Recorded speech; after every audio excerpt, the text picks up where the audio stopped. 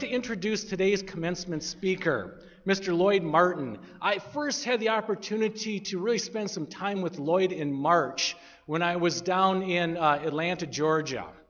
And I visited Lloyd at the facility he currently manages, one of multiple facilities, to tour the fantastic facilities they have. But Lloyd is a 1983 graduate from Shawnee State University. His areas of specialization, plastics and chemical technology.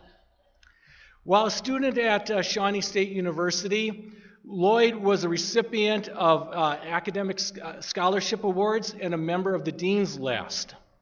He also remains active in Shawnee State University, not simply in this capacity, but he's a member of our University Development Foundation Board. Over his 30-plus years, Lloyd has just, as I read through Lloyd's bio for the first time here before visiting him in Atlanta, it's a list of accomplishments, I'll say longer than my arm, and I have fairly long arms.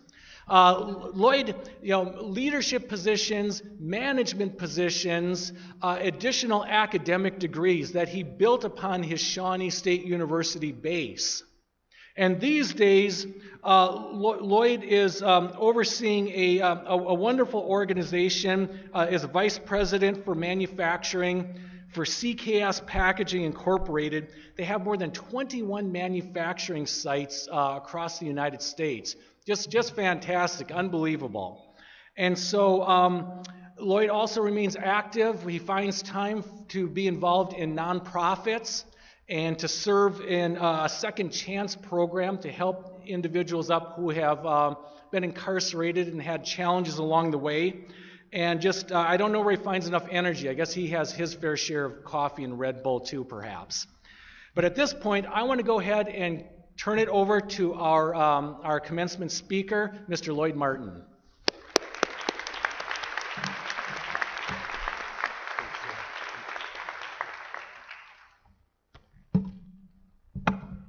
Wow. Thank you very much, President Kurtz, and thank you, Shawnee State faculty and staff, and thank you, class of 2017. Congratulations to all of you. What a great-looking class. I guess I get two of those, though, today.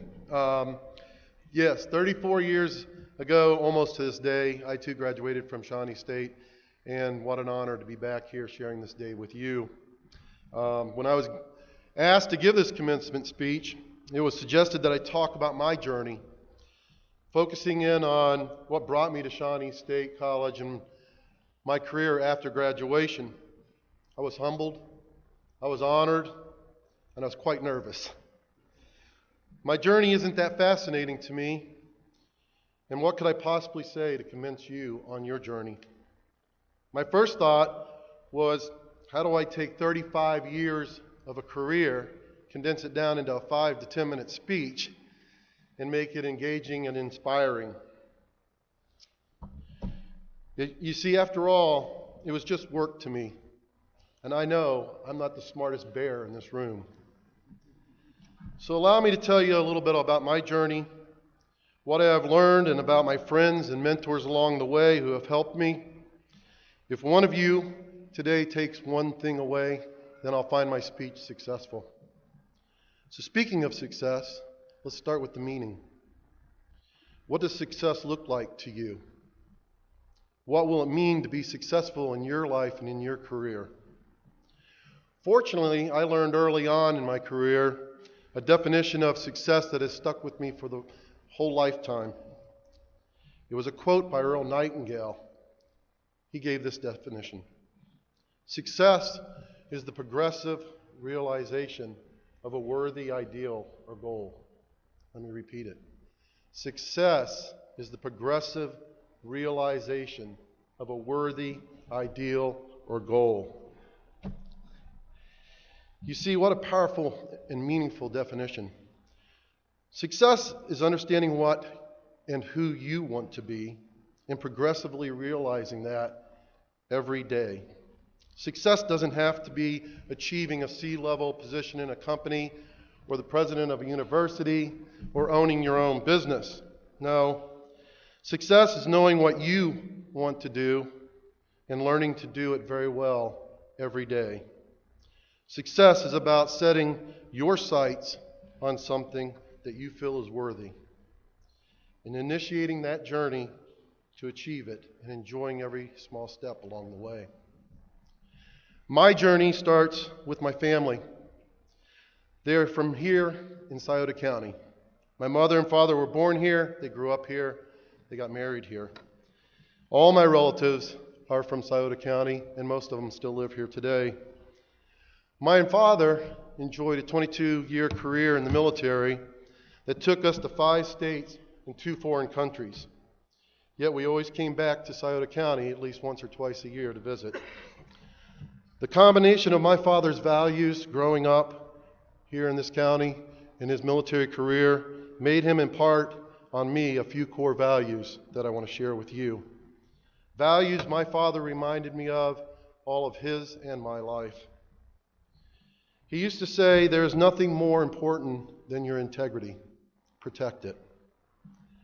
He taught me to treat people with dignity and respect, to say yes, sir, no, sir, thank you. Yes, ma'am, and no, ma'am, thank you. He also encouraged me to be excellent in everything that I do. All lessons that if I didn't exhibit them, he'd smack me on the back of the head. I still feel that today, too, every time I read this. He pushed me in those core values, and as a result, I graduated second in my class at West Portsmouth High School, and I earned a full academic scholarship here to Shawnee State University. In my senior year of high school, I went to Votech to pursue business coursework where I could work a half a day and I could go to classes a half a day. Larry Moore was kind enough to give me a job down at his sporting goods store where I learned to fold t-shirts, make trophies, build pool tables, and on the rainy days, learned how to chip golf balls to the open reception window and throw a football around the store without breaking anything. Yes, Larry taught us to work hard, to learn, but yet to have fun. He taught us to be customer friendly. Then it was time for college. Back then in Shawnee State, we didn't have the living accommodations that you enjoy today. We had to go find friends and people that we could all just rent a big house together. I can't tell you all the people that I rented that house with that first year, but I can tell you that in mid-year, most of them, almost all of them, took off to go to Texas and grab jobs in the oil and chemical industry. Not me. I stuck around, continued my education, but I did find myself virtually homeless. So I packed everything I had into a duffel bag and I started walking around the streets of Portsmouth. Back then we didn't have cell phones and then internet and Facebook and all those good things, or a watch that tells me to breathe.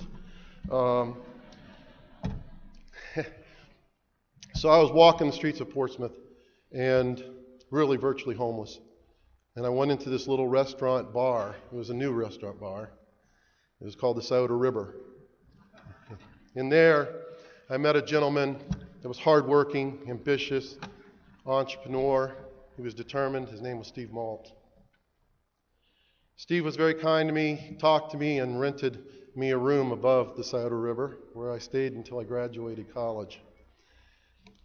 He also left me a few leftovers once in a while after a long day of classes and work. My college professor in the plastics program was Brent Smith. Brent was a great teacher and mentor to all of us. He came from an industrial career, and he wanted to teach us what the world was really like.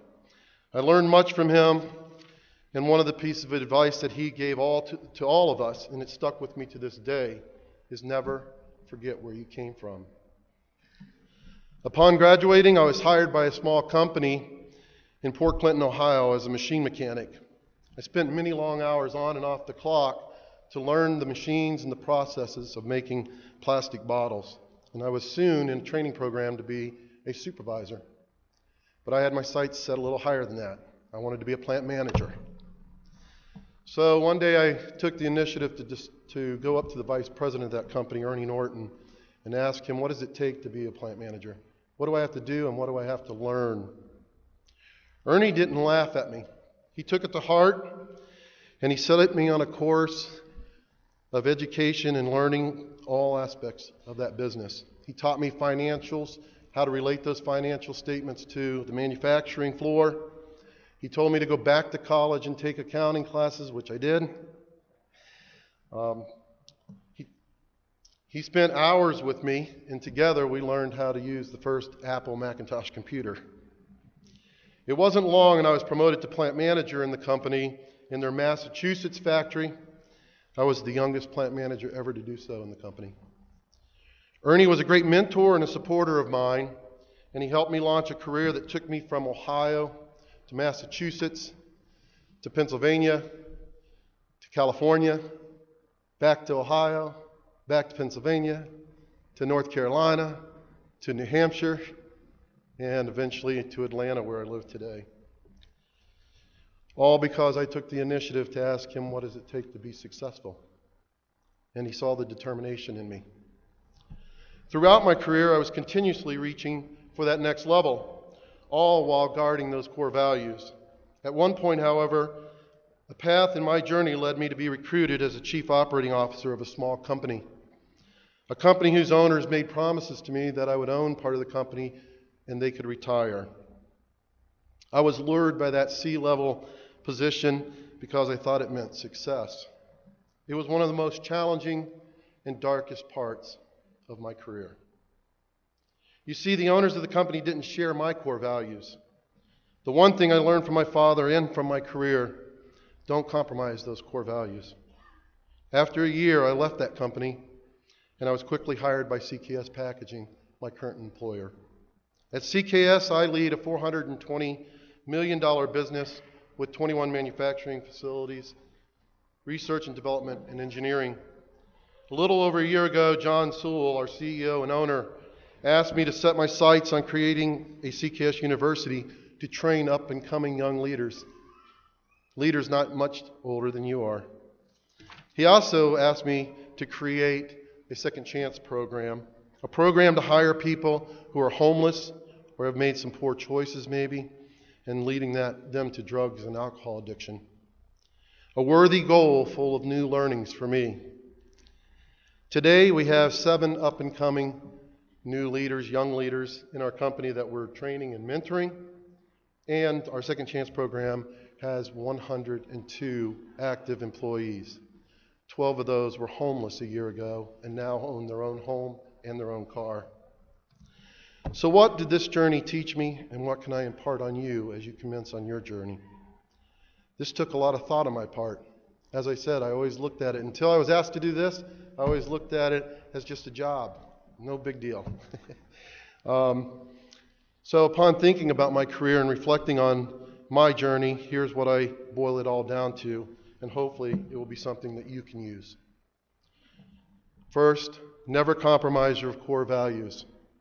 Know what they are, believe in them, test them, and surround yourself with other people that have the same core value system. Next, be brave and take the initiative. I would worry and worry for days about something, sometimes weeks, and before I took some sort of initiative. That's why I have all this gray hair under my cap. But take the initiative. Don't just wait for opportunities to come to you. Take the initiative and go after what you want, and look for a mentor to help you along the way. Adventure and explore, be flexible and be nimble. There's so much to learn from other cultures, people, countries, states, and cities. This is a beautiful, beautiful world with beautiful people. Go meet them, learn from them, venture out for your career and your journey, experience the world and bring it back. Bring back what you've learned. Don't be afraid to ask for help and to help others. Befriend and allow people to befriend you. Be humble. You don't know everything. You won't always know everything. There will always be somebody who knows a little bit more or a lot more on any subject. It's amazing how many people will help you when you just ask. Steve Malt, the man who took me in as a young, virtually homeless college student, has never stopped following my career and cheering me on. His friendship has been invaluable to me. Next, and probably most important, never, never, never stop learning.